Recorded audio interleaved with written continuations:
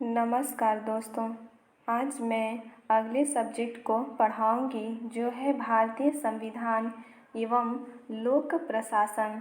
इसके अभ्यास प्रश्न शुरू करते हैं। भारत के संविधान में जन स्वास्थ्य एवं स्वच्छता किसमें शामिल है? तो इसमें हो जाएगा राज्य सूची में।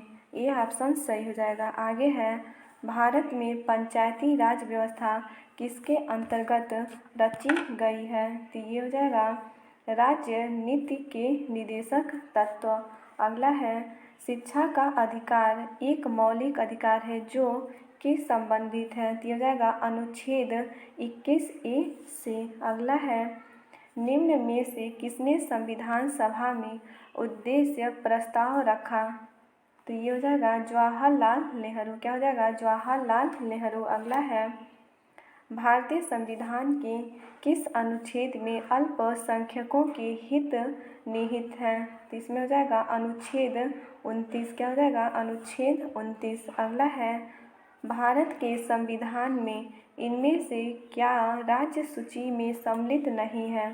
तो कौन सा राज्य सूची में सम्मिलित नहीं है? तो ये हो जाएगा दंड प्रक्रिया संहिता। क्या हो जाएगा? दंड प्रक्रिया संहिता। अगला है, निम्नलिखित में से क्या भारतीय संविधान की मुख्य विशेषता नहीं है? इसमें हो जाएगा प्रतिबद्ध न्यायतंत्र। अगला है, निम्न में से क्या भारतीय नागरिकों को आर्थिक न्याय प्रदान करता है?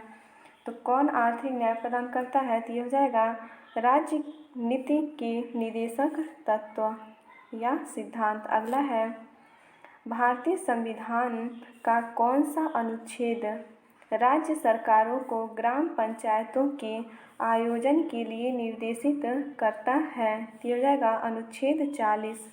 अगला है, त्रिस्तरीय पंचायती राज व्यवस्था का विचार किसने रखा? तो हो जाएगा रॉयल कमीशन। क्या हो जाएगा? Royal commission. संवैधानिक उपचारों का अधिकार किसके तहत आता है? तो हो जाएगा मौलिक अधिकार के तहत। अगला प्रश्न है, वर्ग 1 और वर्ग 2 का उचित मिलान कीजिए। तो इसे थोड़ा सा छोटा कर लेते हैं। इसमें है प्रभुत्व संपन्न। तो ये हो जाएगा लोगों को बाह्य एवं आंतरिक मामलों में निर्णय लेने का सर्वोच्च अधिकार। प्रजातांत्रिक। तो ये हो जाएगा लोगों को समान राजनैतिक अधिकार प्राप्त है। और धर्मनिरपेक्ष, इसमें हो जाएगा नागरिकों को किसी भी धर्म को अपनाने की पूर्ण स्वराज। और भाईचारे में हो जाएगा सभी को एक परिवार के सदस्य के रूप में रहना। ये इसका हो जाएगा और ये इसका हो जाएगा। तो इसमें आपका B, C, D और A हो जाएगा। तो ऑप्शन देखते हैं B, C, D, A। तो ये आपका C ऑप्शन सही हो जाएगा। अगला प्रश्न है, निम्नलिखित में से किसको संविधान की आत्मा के रूप में माना गया है? तो संविधान की आत्मा प्रस्तावना को कहते हैं। अगला है, अंतर्राष्ट्रीय शांति और सुरक्षा को बढ़ावा देने से संबंधित प्रावधान भारतीय संविधान के निम्नलिखित में से किसके एक भाग के रूप में उल्लिखित है? तो ये हो जाएगा राज्य की नीति निर्देशक सिद्धांत। अगला है, भारत के संविधान का निम्नलिखित में से कौन सा अनुच्छेद ग्राम पंचायतों से संबंधित है? तो हो जाएगा अनुच्छेद 40। अगला प्रश्न है, निम्नलिखित में से कौन सा एक राज्य का नीति निर्देशक सिद्धांत संविधान के बाद में जोड़ा गया है? तो हो जाएगा मुफ्त कानूनी सलाह। अगला है, समान कार्य के लिए समान वेतन भारत के संविधान में सुनिश्चित किया गया है। एक राज्य की नीति निर्देशक सिद्धांतों का अंग है। अगला प्रश्न है, भारत के संविधान में कल्याणकारी राज्य का आदर्श किसमें प्रतिस्थापित है? किसमें प्रतिस्थापित है? तो ये हो जाएगा राज्य की नीति निर्देशक तत्व। अगला है, निम्नलिखित में से किसने पहले 1935 में संविधान सभा का सुझाव प्रस्तावित किया? तो किसने किया था? तो हो जाएगा एम राय ने। अगला प्रश्न है, संविधान सभा की अल्पसंख्यकों की उप समिति के अध्यक्ष का नाम बताइए। तो हो जाएगा H.C. मुखर्जी। अगला प्रश्न है, भारत का संविधान सभा द्वारा किस वर्ष को अपनाया गया था और 26 जनवरी 1950 को लागू हुआ था? तो इसमें हो जाएगा 26 नवंबर 1949 को। आगे है, भारतीय संविधान सभा में कुल कितनी महिला सदस्य हैं? तो हो जाएगा 15। भारतीय संविधान सभा में 15 महिला सदस्य हैं। अगला है, संविधान सभा के पहले अस्थायी अध्यक्ष कौन हैं? ये हो जाएगा डॉक्टर सच्चिदानंद सिन्हा। अगला है, ड्राफ्टिंग कमेटी का चेयरमैन कौन है? तो इसमें हो जाएगा doctor V.R. Ambedkar. Drafting committee का चेयरमैन डॉक्टर V.R. अम्बेडकर हैं। अगला है, राजनैतिक प्रजातंत्र का तात्पर्य उस जीवन विधा से है जो जीवन में सैद्धांतिक रूप से उदारता, समानता और भ्रातृत्व को स्वीकारती है। यह किसका कथन है? तो ये हो जाएगा डॉक्टर V.R. अम्बेडकर। अगला प्रश्न है, भारतीय संविधान अपने नागरिकों को बताना है कि समानता का वचन देता है। किस समानता की वचन देता है? तो ये हो जाएगा विचार और अभिव्यक्ति। अगला प्रश्न है, संविधान सभा द्वारा भारतीय संविधान को कब पारित किया गया था? तो इसमें हो जाएगा 26 नवंबर 1949 को। अगला प्रश्न है, 1946 की अंतरिम सरकार में कार्यकारी परिषद के उपाध्यक्ष कौन थे? तो इसमें हो जाएगा जवाहरलाल नेहरू। अगला है, भारतीय संविधान कितने वर्षों में बना था? कितने शब्दों का बना था? तो इसमें हो जाएगा 1,17,369। अगला प्रश्न है, भारत का संविधान लिखा गया है। तो भारत का संविधान 2 वर्ष से अधिक किंतु 3 वर्ष से कम अवधि में। अगला प्रश्न है, भारतीय संविधान को माना गया है। तो भारतीय संविधान को एक रूप क्या माना गया है? रूप विधान में संघीय और भावना में एकात्मक। अगला प्रश्न, इनमें से कौन भारतीय संविधान की एक महत्वपूर्ण विशेषता नहीं है? तो कौन सा नहीं है? तो इसमें हो जाएगा, इसे राज्य के राज्यपाल, सांसदों और विधायकों के परामर्श से संशोधित किया जा सकता है। अगला प्रश्न है, भारत में पंचायती राज स्थापित करने वाले प्रथम 2 राज्य कौन से थे? तो ये हो जाएगा राजस्थान और आंध्र प्रदेश। क्या हो जाएगा? राजस्थान और आंध्र प्रदेश। अगला है, पंचायती राज को पहली बार 2 अक्टूबर 1959 को किस जिले में पेश किया गया था? तो किस जिले में? तो ये हो जाएगा नागौर। क्या हो जाएगा? नागौर। अगला है, किस राज्य में पंचायती राज प्रणाली नहीं है? तो नागालैंड में। अगला है, भारत में पंचायती राज की त्रिस्तरीय व्यवस्था का अनुमोदन किस समिति के द्वारा किया गया था? तो बलवंत राय मेहता। अगला है, किस समिति ने त्रिस्तरीय पंचायत प्रणाली की अनुशंसा की है? तो इसमें हो जाएगा बलवंत राय मेहता। अगला प्रश्न है दोस्तों, किस ग्राम पंचायत द्वारा उप प्रधान को पद से हटाने के लिए कम से कम कितने पंचायत सदस्यों का समर्थन आवश्यक है? तो हो जाएगा 2/3। आगे है, निम्न में से क्या पंचायती राज संस्था नहीं है? तो ये हो जाएगा ग्राम सहकारी संस्था। क्या हो जाएगा? ग्राम सहकारी संस्था। अगला प्रश्न है, प्रतिवर्ष भारत में राष्ट्रीय पंचायती राज दिवस किस दिन को मनाया जाता है? यह दिन संविधान 73वां संशोधन अधिनियम 1952 के जारी होने का प्रतीक है। तो इसमें हो जाएगा 24 अप्रैल। क्या हो जाएगा? 24 अप्रैल। अगला है, किस समिति के कार्य ने पूरे देश में पंचायती राज संस्थाओं के आरंभ के लिए मंच स्थापित किया है? तो इसमें हो जाएगा बलवंत राय मेहता समिति। अगला प्रश्न है, निम्न में से किसने जिलाधीश को संस्थागत करिश्मा कहा है? तो ये रजनी कोठारी ने। अगला है, किसने भारत में जिला कलेक्टर का पद सृजित किया था? तो ये हो जाएगा वॉरेन हेस्टिंग। मूल संविधान में जिला शब्द का उल्लेख किस अनुच्छेद में है?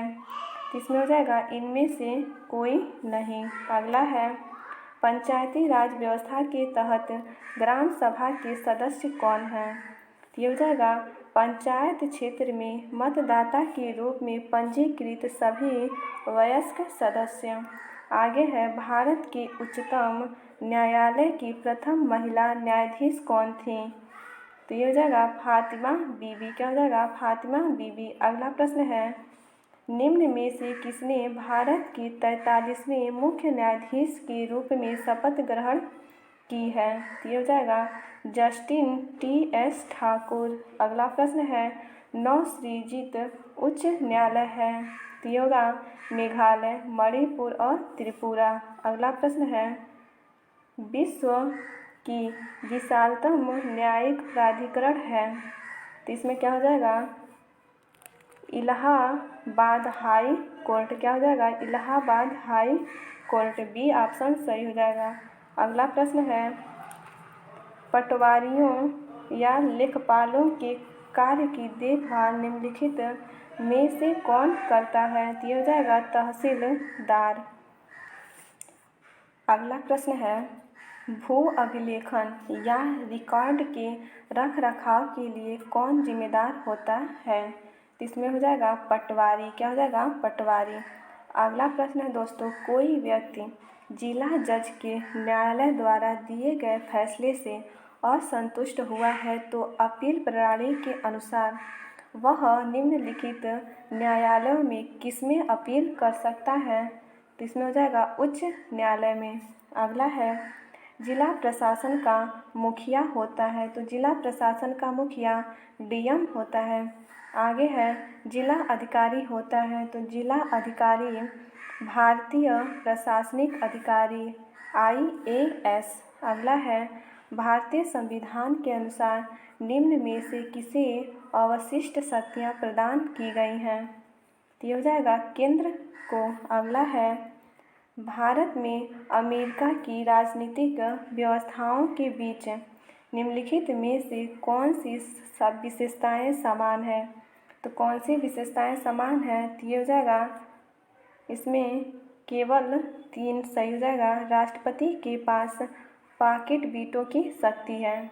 अगला प्रश्न है, भारतीय संविधान के अनुच्छेद 243 ब के अधीन गठित ग्रामीण क्षेत्रों के लिए स्व सरकार की संस्था कौन सी है? तो इसमें हो जाएगा पंचायत। क्या हो जाएगा? पंचायत। अगला है, ग्राम पंचायत तंत्र के 3 स्तर होते हैं, ब्लॉक स्तर और कौन सा?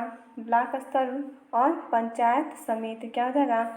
ग्राम पंचायत तंत्र के 3 स्तर होते हैं, ब्लॉक स्तर पर पंचायत समिति।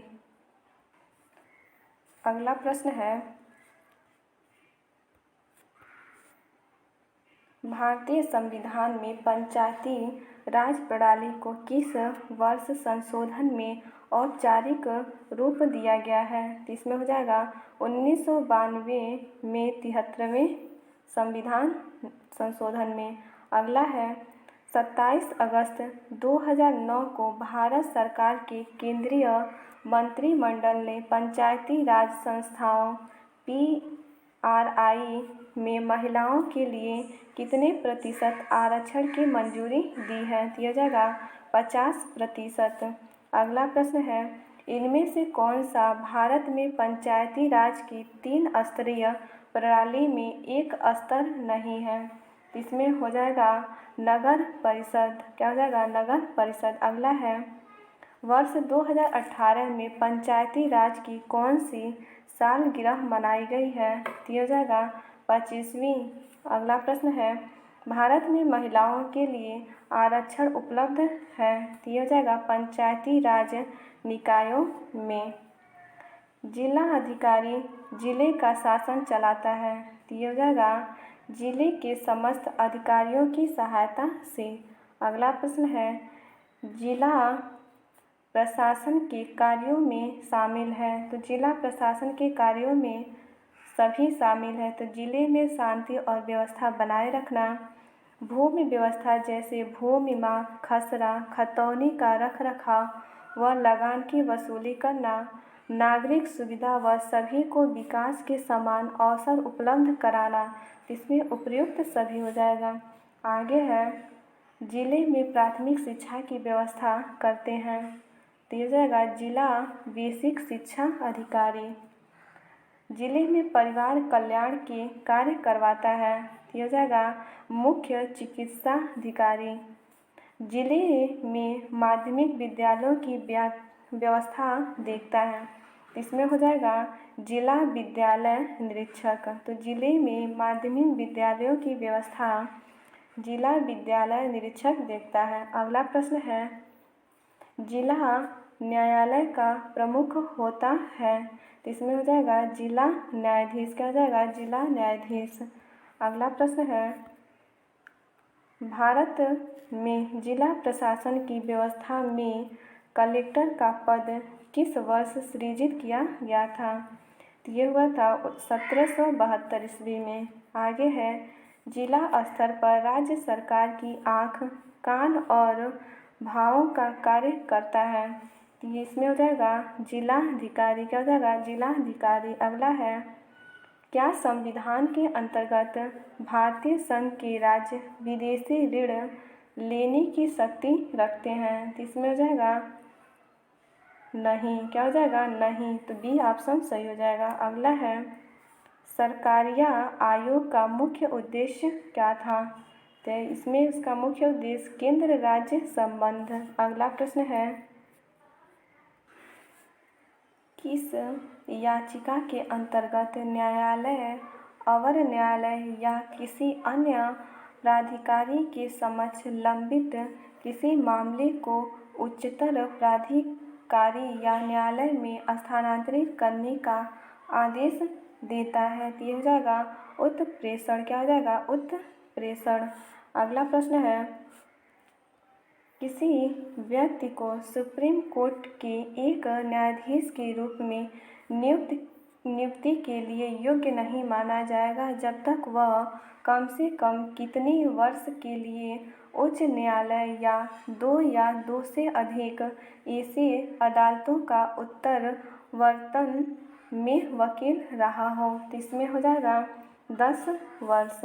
अगला प्रश्न है, सर्वोच्च न्यायालय के न्यायाधीश पद पर नियुक्ति के पात्र बनने के लिए किस जज को उच्च न्यायालय के न्यायाधीश के रूप में कितने वर्षों की सेवा आवश्यक होती है? तो इसमें हो जाएगा 5 वर्ष। अगला है,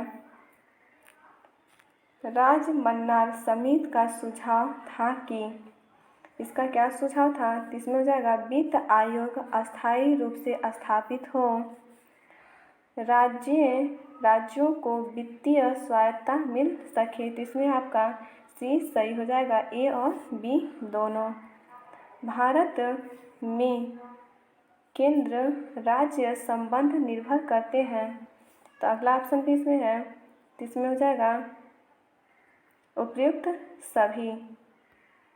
तो संवैधानिक प्रावधानों पर, परंपराओं तथा व्यवहारों पर, न्यायिक व्याख्याओं पर और बातचीत के लिए यंत्र विन्यास पर। इसमें आपका डी ऑप्शन सही हो जाएगा, सभी सही है। आगे है, संघ एवं राज्यों के मध्य विधायी शक्तियों के बंटवारे संबंधी संशोधन विधेयक पारित होता है? तो इसमें हो जाएगा सदन की कुल सदस्य संख्या के बहुमत तथा सदन में उपस्थित एवं मतदान करने वाले सदस्य के 2/3 बहुमत के साथ साथ आधे राज्यों द्वारा संपुष्टि के उपरांत। अगला प्रश्न है, निम्नलिखित में से कौन से कारक राज्यों पर केंद्र के बढ़ते हुए नियंत्रण के लिए उत्तरदायी हैं? इसमें क्या होगा? तो हो जाएगा इसमें राज्यों को शक्तिशाली नेतृत्व का अभाव, दृढ़ दलीय अनुशासन, केंद्र पर राज्यों की वित्तीय निर्भरता, क्षेत्रीय दलों का उदय। इसमें आपका डी ऑप्शन सही हो जाएगा, सभी सही है। अगला है, निम्नलिखित में से कौन सा केंद्र द्वारा लगाया और एकत्र किया जाता है किंतु राज्यों और केंद्र के बीच में वितरित होता है? तो ये हो जाएगा कृषि आय को छोड़कर अन्य आय कर। अगला प्रश्न है दोस्तों, संविधान के द्वारा केंद्र और राज्यों के बीच राजस्व का बंटवारा किया गया है अधिकतर। तो इसमें हो जाएगा भारत सरकार के 1935 के अधिनियम के अनुसार। अगला प्रश्न है, भारतीय संविधान का कौन सा भाग और अध्याय संघ और राज्यों के बीच विधायी संबंध के बारे में है? तो इसमें हो जाएगा भाग 11 और अध्याय 1। अगला प्रश्न है, निम्नलिखित में से कौन भारत के में संघ राज्य संबंध से संबंधित नहीं है? तो इसमें हो जाएगा इंद्रजीत गुप्ता समिति। अगला प्रश्न है, सरकारिया आयोग गठित हुआ था समीक्षा करने के लिए। तो इसमें हो जाएगा संघ और राज्यों के मध्य संबंधों की। अगला प्रश्न है, निम्नलिखित में से कौन एक सरकारिया आयोग की संस्तुतियों में सम्मिलित नहीं था? तो ये हो जाएगा अवकाश प्राप्त राज्यपालों को लाभ का पद ग्रहण करने से वर्जित किया जाए। अगला प्रश्न है, संघीय क्षेत्रों को प्रतिनिधित्व प्राप्त है, इसमें होगा संसद के दोनों सदनों में। अगला है, संघीय व्यवस्था में किस संस्था को संविधान का संतुलन चक्र माना जाता है? तो ये हो जाएगा न्यायपालिका। क्या हो जाएगा? न्यायपालिका। अगला है, निम्नलिखित में से कौन एक अध्यक्षात्मक शासन प्रणाली का आधारभूत तत्व है? तो ये हो जाएगा एकल कार्यपालिका। अगला है, निम्नलिखित में से किस संघात्मक राज्य में इकाइयों को संवैधानिक संशोधन की या को प्रारंभ करने की कोई शक्ति नहीं दी गई है? तो इसमें हो जाएगा भारत को। अगला प्रश्न है, भारतीय संविधान अर्ध संघात्मक है, किसने कहा है? तो ये हो जाएगा केसी व्हीलर ने कहा। भारतीय संविधान निर्माताओं द्वारा संघीय ढांचा अपनाने का एक कारण यह था कि इसे देश में जाति, धर्म, भाषा की विभिन्नता के कारण स्वीकारा गया। अगला है, भारत एक गणतंत्र है जिसमें अंतर्निहित है। ये हो जाएगा राज्य का अध्यक्ष निर्वाचित होता है। अगला प्रश्न है, संघीय राज्य व्यवस्था में सम्मिलित है। तो एक संघीय राज्य व्यवस्था में संघ और राज्य के बीच संबंध, राज्यों के मध्य संबंध, समन्वय के लिए तंत्र और विवादों को सुलझाने के लिए तंत्र। इसमें चारों ऑप्शन सही है, तो इसलिए आपका ए ऑप्शन सही हो जाएगा। अगला प्रश्न है, संघात्मक व्यवस्था में केंद्र और राज्यों के मध्य शक्तियों का विभाजन किसके द्वारा होता है? तो ये हो जाएगा संविधान द्वारा। अगला प्रश्न है, लोकसभा में गुजरात राज्य की कितनी सीटें आवंटित हैं? तो ये हो जाएगा 26 सीटें आवंटित हैं। भारतीय संसद में मंत्रिमंडल के विरुद्ध अविश्वास प्रस्ताव पेश करने के लिए न्यूनतम कितने सांसदों के समर्थन की आवश्यकता होती है? तो ये हो जाएगा 90।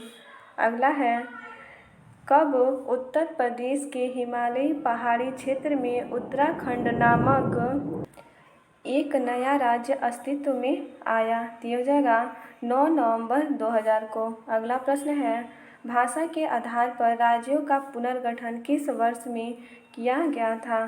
तो ये 1956 में। त्रिपुरा को कब भारत के पूर्ण राज्य का दर्जा दिया गया? तो 1972 में त्रिपुरा को भारत के पूर्ण राज्य का दर्जा दिया गया। अगला है, भारतीय और अमेरिकी संघवाद में जिस एक बिंदु पर समानता पाई जाती है वह है, तो ये हो जाएगा केंद्र और राज्यों के बीच विवाद में सर्वोच्च न्यायालय विवाद निपटाता है। अगला है, भारत में निम्न में से कौन सी रिपोर्ट या प्रस्ताव केंद्र राज्य संबंधों के विषय में है, तो इसमें हो जाएगा राज्य Mannar committee report, Sarkaria commission report और आनंदपुर साहिब रिसोल्यूशन। इसमें आपका तीनों सही है, तो ये आपका ए ऑप्शन सही हो जाएगा। अगला प्रश्न है, निम्नलिखित में से किन समितियों या आयोग ने केंद्र राज्य संबंध के विषय में संस्तुतियाँ प्रस्तुत की हैं, तो इसमें हो जाएगा राज्य मन्नार समिति और सरकारिया आयोग, तो इसमें आपका बी ऑप्शन सही हो जाएगा। अगला प्रश्न है, निम्नलिखित में से कौन सा सही है अध्यक्षात्मक शासन प्रणाली की विशेषता है, तो इसमें हो जाएगा ऊपर वर्णित सभी सही हैं। तो कार्यकारिणी का प्रमुख राष्ट्रपति होता है, ये भी सही है। राष्ट्रपति अपने मंत्री परिषद का चयन स्वयं करता है, ये भी सही है। और राष्ट्रपति व्यवस्थापिका को भंग नहीं कर सकता, ये भी सही है। तो इसमें आपका डी ऑप्शन सही हो जाएगा। अगला है, भारत की संघीय व्यवस्था किससे ली गई है, तो ये कनाडा से लिया गया है भारत की संघीय व्यवस्था को। अगला है, नीचे दो वाक्य दिए गए हैं जिनमें एक को कथन तथा दूसरे को कारण कहा गया है। इसमें कथन ए दिया है, भारतीय राजनीतिक व्यवस्था की प्रकृति संघीय है, और आर है यह शक्ति के केंद्रीकरण पर आधारित है, तो इसमें हो जाएगा ये आपका ए और आर दोनों सही है, परंतु आर ए की सही व्याख्या नहीं है। अगला प्रश्न है, कौन सा मत बृहद रूप से भारत में क्षेत्रवाद के अस्तित्व से संबंधित है, तो इसमें हो जाएगा भारतीय संघ के स्वतंत्र होने की मांग, पृथक राज्य की मांग और पूर्ण राज्य की मांग, तो इसमें आपका उपरोक्त में से सभी हो जाएगा।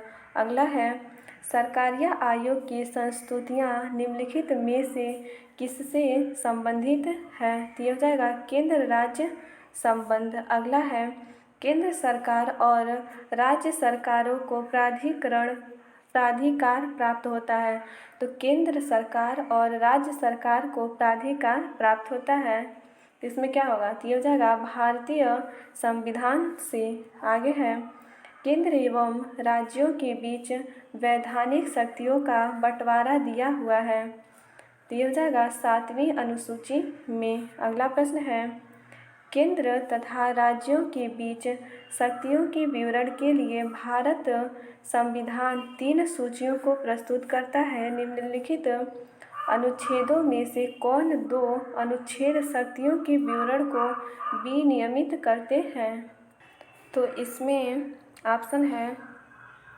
तो इसमें हो जाएगा अनुच्छेद 245 तथा 246।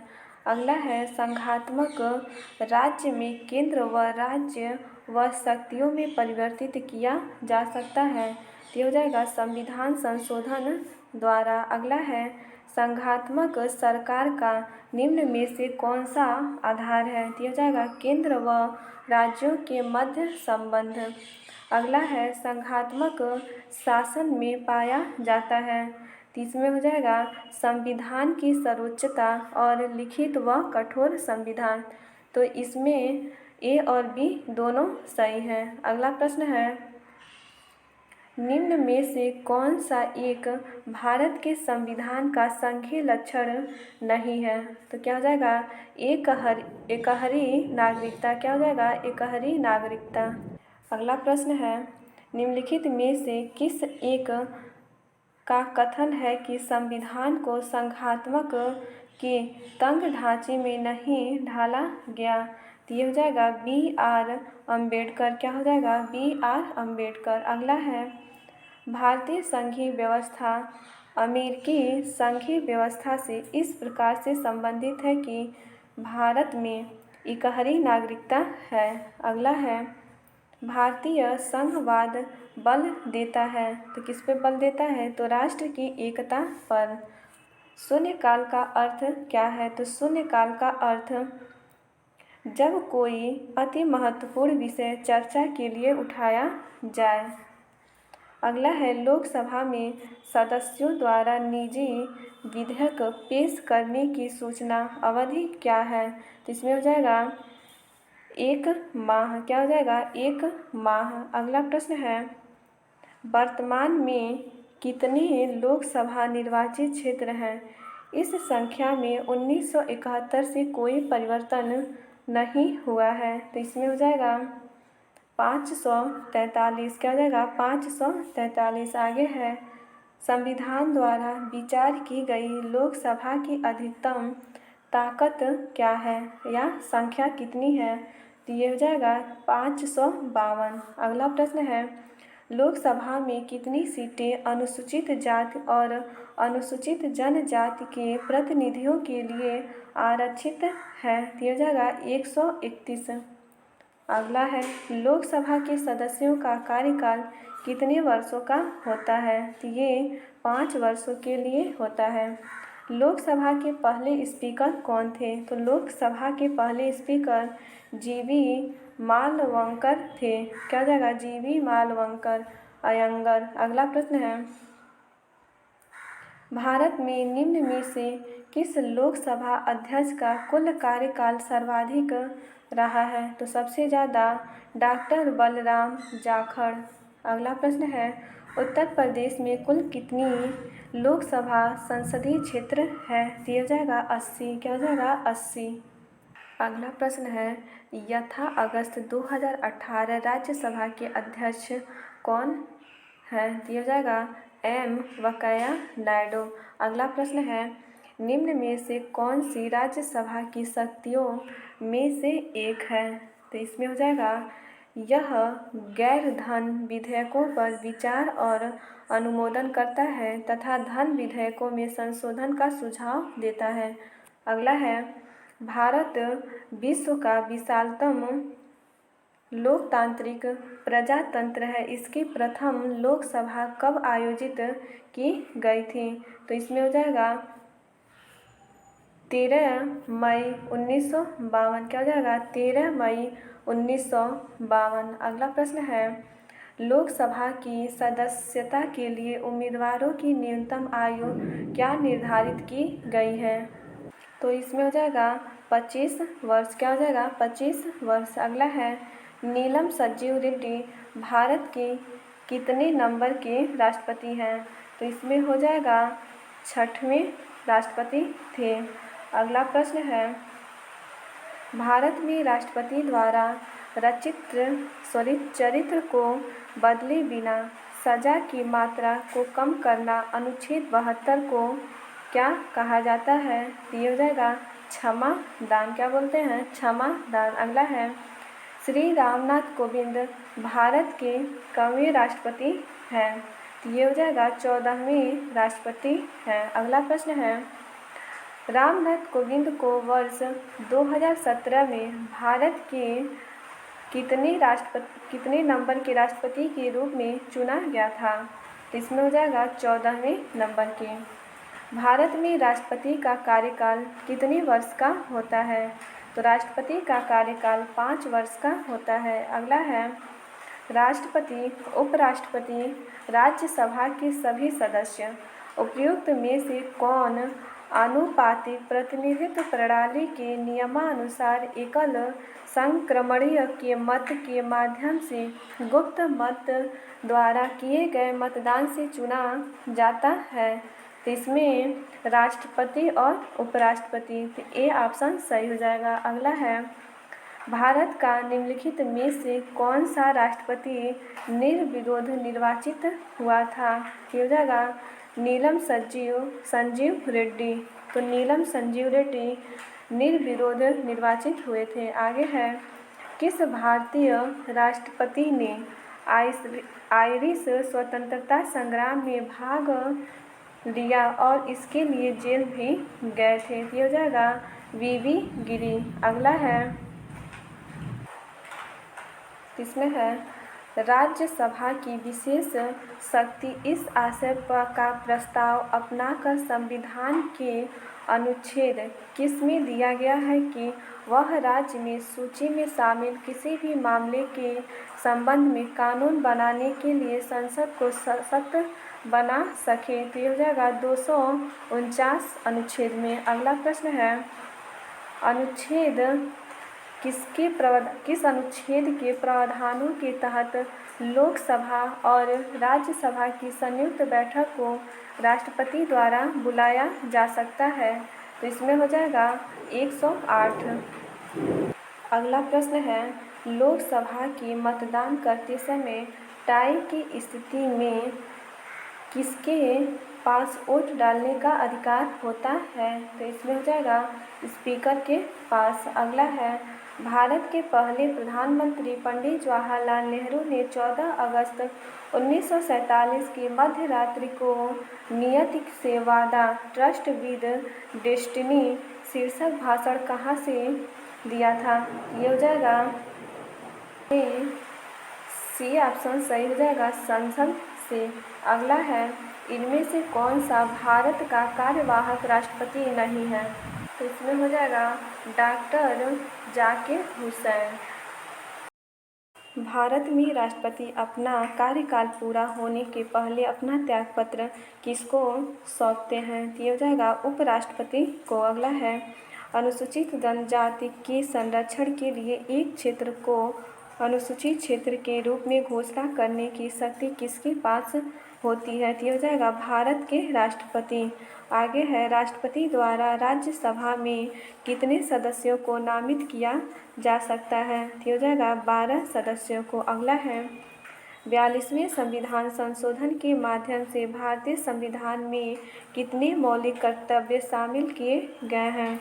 तो 10 मौलिक कर्तव्य। अगला है मार्च 2019 तक उपलब्ध जानकारी के अनुसार भारतीय संविधान में कितने मौलिक कर्तव्य हैं? तो इसमें हो जाएगा 11। क्या हो जाएगा 11 मौलिक कर्तव्य हैं। अगला है मौलिक कर्तव्यों के संबंधित अनुच्छेद 51A को संविधान में निम्न के द्वारा शामिल किया गया था? तो हो जाएगा 42वां संशोधन अधिनियम। अगला प्रश्न है भारतीय संविधान में कितने मूल कर्तव्य दिए गए हैं? तो भारतीय संविधान में 11 मूल कर्तव्य हैं। अगला है निम्नलिखित में से कौन सी समिति के मूल कर्तव्यों को संविधान में सम्मिलित करने का सुझाव दिया है? तो इसमें हो जाएगा स्वर्ण सिंह समिति। क्या हो जाएगा स्वर्ण सिंह समिति। अगला प्रश्न है निम्न में से किस एक संस्तुति के आधार पर मूल कर्तव्यों से संबंधित प्रावधानों को भारत के संविधान में जोड़ा गया था? तो हो जाएगा स्वर्ण सिंह समिति की। अगला प्रश्न है भारतीय संविधान के अंतर्गत निम्नलिखित में से कौन एक मौलिक कर्तव्य नहीं है? ये हो जाएगा लोक चुनावों में वोट डालना, ये मौलिक कर्तव्य नहीं है। अगला है निम्नलिखित में से कौन सा एक राज्य का नीति निर्देशक तत्व नहीं है? तो इसमें हो जाएगा 14 वर्ष की आयु तक के बच्चों को निःशुल्क शिक्षा। अगला प्रश्न भारतीय संविधान का निम्न में से कौन सा अनुच्छेद मानव के क्रय विक्रय तथा जबरदस्ती मजदूरी कराने पर प्रतिबंध लगाता है? तो हो जाएगा 23वां। अगला है भारतीय संविधान का निम्नलिखित में से कौन सा अनुच्छेद विधिक समता यानी कानून के सामने समानता से संबंधित है? तो हो जाएगा 14। अगला है कौन सा मौलिक अधिकार अल्पसंख्यकों के हितों के संरक्षण की बात करता है? जिसमें अगला ऑप्शन भी है। तो ये हो जाएगा सांस्कृतिक और शैक्षिक अधिकार। अगला प्रश्न है निम्नलिखित में से कौन सा उदाहरण संविधान की स्वीकृत मूलभूत अधिकारों का उदाहरण नहीं है? इसमें हो जाएगा माँ बाप की संपत्ति के उत्तराधिकारी उनके बच्चे होते हैं। अगला है मौलिक कर्तव्यों को लागू करने के लिए संविधान ने किसी विशेष उत्तरदायित्व सौंपा है? तो ये हो जाएगा उच्च न्यायालय को। अगला प्रश्न है, निम्नलिखित में से कौन सा संसद का कार्य नहीं है? इसमें संसद का कार्य कौन सा नहीं है? तो इसमें हो जाएगा संसद के पास कोई न्यायिक कार्य नहीं है। राष्ट्रपति, उपराष्ट्रपति और सुप्रीम कोर्ट और उच्च न्यायालय के न्यायाधीशों को हटाने के लिए मंत्रियों की परिषद जिम्मेदार है। अगला प्रश्न है, लोकसभा या विधानसभा चुनाव में खड़े होने के लिए उम्मीदवार की आयु कम से कम कितनी वर्ष होनी चाहिए? तो ये हो जाएगा 25 वर्ष। अगला प्रश्न है, लोकसभा चुनावों के लिए उम्मीदवार बनने की न्यूनतम आयु सीमा कितनी है? इसमें हो जाएगा 25 वर्ष। अगला है, लोकसभा में शून्यकाल की अवधि अधिक से अधिक कितनी हो सकती है? तो ये हो जाएगा 1 घंटा। अगला प्रश्न है, भारत के राष्ट्रपति अपना त्यागपत्र किसको संबोधित करते हैं? तो इसमें हो जाएगा उपराष्ट्रपति को। अगला है, भारत का कौन राष्ट्रपति निर्विरोध निर्वाचित किया गया था? तो ये हो जाएगा एन संजीव रेड्डी। अगला प्रश्न है, उपराष्ट्रपति को अपना कार्यकाल समाप्त होने से पूर्व अपने पद से हटाने का अधिकार निम्नलिखित में से किसके पास है? तो ये हो जाएगा राज्यसभा के पास। अगला प्रश्न है, भारतीय संविधान के किस अनुच्छेद के तहत उपराष्ट्रपति का चुनाव होता है? तो अनुच्छेद 66 के तहत। अगला है, भारत के प्रथम उपराष्ट्रपति कौन थे? तो भारत के प्रथम उपराष्ट्रपति डॉक्टर एस राधाकृष्णन थे। अगला है, राज्यसभा में मनोनीत सदस्यों की संख्या क्या है? तो राज्यसभा में मनोनीत सदस्यों की संख्या 12 होती है। अगला है, प्रत्येक 2 वर्ष के बाद राज्यसभा में कितने सदस्यगण सेवानिवृत्त हो जाते हैं? तो ये हो जाएगा 1/3। अगला है, राज्यसभा के पदेन अध्यक्ष कौन होता है? तो राज्यसभा का पदेन अध्यक्ष उपराष्ट्रपति होता है। राज्यसभा सदस्यता के लिए न्यूनतम आयु कितनी है? तो ये हो जाएगा 30 वर्ष। अगला है, राज्यसभा का सदस्य बनने के लिए आवश्यक न्यूनतम आयु कितनी है? तो ये हो जाएगा 30 वर्ष। मृत्यु दंड के मामले में क्षमा देने का अधिकार किसके पास है? तो क्षमा देने का अधिकार राष्ट्रपति के पास होता है। ये टॉपिक आपके समाप्त हो गए। यदि ये वीडियो आप लोगों को अच्छी लगी हो तो प्लीज़ लाइक एंड सब्सक्राइब ज़रूर कीजिएगा। धन्यवाद दोस्तों।